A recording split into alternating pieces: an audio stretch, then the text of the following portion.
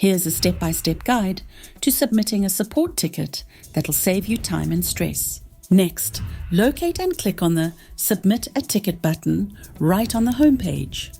You'll be prompted with the question, "What can we help you with?" Choose the appropriate department from the list. Whether it's general inquiries, account and registration, user guides and tutorials, or even feature requests and enhancements, we've got you covered. Now, fill in the required fields. Enter your full name, provide your email address for correspondence. Select the priority level of your issue, enter your mobile number, and type in the name of your institution. Next, summarize your issue in the subject field and describe your issue or request in detail in the message box. The more information you provide, the better we can assist you.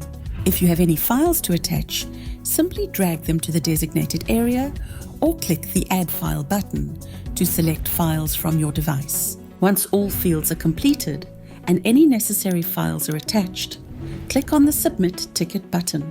That's it. Your request is now in the hands of the edusyms support team, ready to help you promptly. Don't let technical issues slow you down. Visit edusyms.space today and experience seamless support like never before.